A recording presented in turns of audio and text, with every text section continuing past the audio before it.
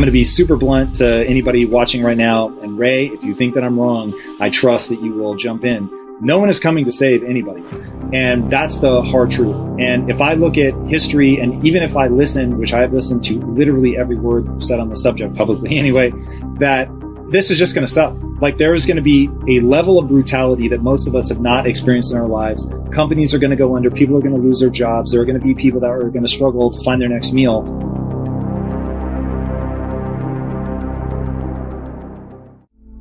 The same things happen over and over again through time for basically the same reasons. A lot of these things happen once in a lifetime, and if you don't go back and see how they worked over time, then you're in trouble. So there's a pattern. I could describe the pattern, but there's a pattern that happens over and over again, and we're in a particular spot in the pattern. And then to understand it, not just because it happened before, but to understand mechanistically how it happens, and then one has a sense of how to deal with it. Just like in 1929 to 1932, there was a debt crisis that came as a result of an excessive amount of debt in the boom years. And then when you have that in 1932, we hit zero interest rates. And when they hit zero interest rates in 32, like in 2008, central bank prints money and buys financial assets. What happens in these cycles is that normally central banks can stimulate the economy by lowering interest rates. But when you hit zero interest rates, that doesn't work. So the last time it hit zero interest rates was 1932. And what they did in 1932 was the same thing they did in 2008. And that is that the central banks prints a lot of money and buys government bonds. And so we're doing that now. And just to be clear, the reason that they're doing that is so somebody has bought a government bond. The government is basically saying, hey, you, dear person, lend me the money. I'm going to build something, roads, whatever, but I'm going to pay you back in a year, 2 years, 10 years, whatever, plus interest, I would assume. That makes it worthwhile. And the reason that the government is going in and buying those is to get back liquidity to the people that have loaned them that money? Yes, because think of it this way. The central government, and also companies and individuals, don't have the capacity to create money. So the central government has the right to determine they can tax people, they can get money from people, and they can spend money on whatever they want to spend money on. But they don't have the right to print money and create money and credit like the central bank does. Central bank is the Federal Reserve. Similarly, the Federal Reserve does not have the right to spend money and determine how it's spent. That's for Congress. Every individual, every company, and every government has a certain amount of money that comes in the form of income, a certain amount of expenses, and then a certain amount of savings. So you do individually, and it works the same way for everyone, so that if their income falls to be less than their expenditures, they're in trouble unless they have a good savings. And then they go to the savings. So all around the world, there are lots of entities that are in trouble in that way. So the government, the two parts of the government, the U.S. government, they have to give money, and so they print money. We call it print. There's not even paper much. It's digitally create money, and then that comes in the form of loans. Okay, so basically they're digitally creating money, which they're allocating to the government, and then the government is deciding how to disperse those funds? Yeah, the Federal Reserve will buy government bonds, so it's a transaction of buying it, and they will also buy private bonds. They might pick a company, many companies, and they'll say, I will buy your bonds, which is the equivalent, I will lend to you. That's happened through history. So what we're going through is the same process as happened in the 1930 to 1945 period. What can the average person take away from that? They don't have bonds. They don't think like that. They may not even understand what their 401k is, or they may not even have a 401k. So how do they navigate this? Is it just head down, do your best to weather the storm? Or is there actually something that they can learn from the historical perspective and move on now to make this easier for them?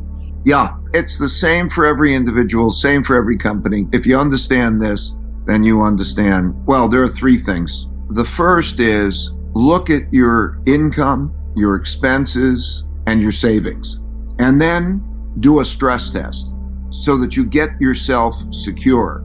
If you were to lose your income, or if the income were to fall beyond a certain level, and you play that out, maybe that means you go get unemployment insurance or whatever. How long can you live in an acceptable lifestyle?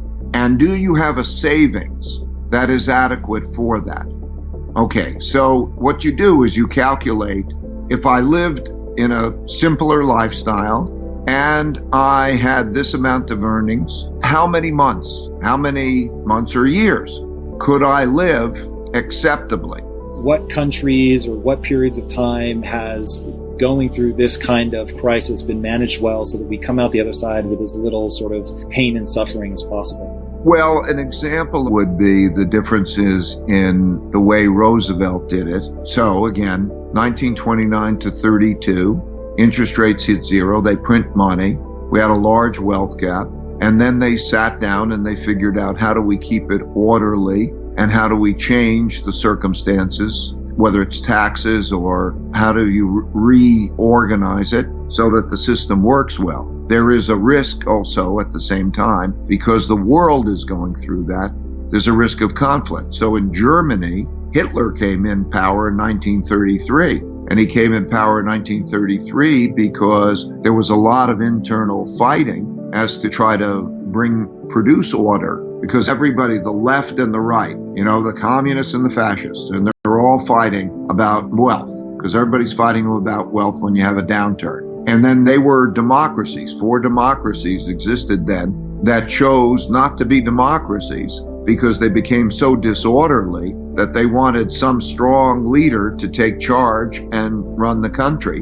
And then, of course, we had a bunch of those types of leaders, and then they had a war. That's how World War II happened. So when you look at that, that's kind of the political landscape. But back to the average man in terms of his finances, I would say the important thing is those 3 elements: to have a plan, and maybe to have a plan with both your family. What's the importance of education when we start thinking about protecting successive generations? How much of that comes down to education? Education is the most important thing. I was raised with a very modest economic background. My dad was a jazz musician. My mom was a stay-at-home mom. But I was lucky to have parents who cared for me. And I went to a public school. I got a good education. And I came out to a world of equal opportunity.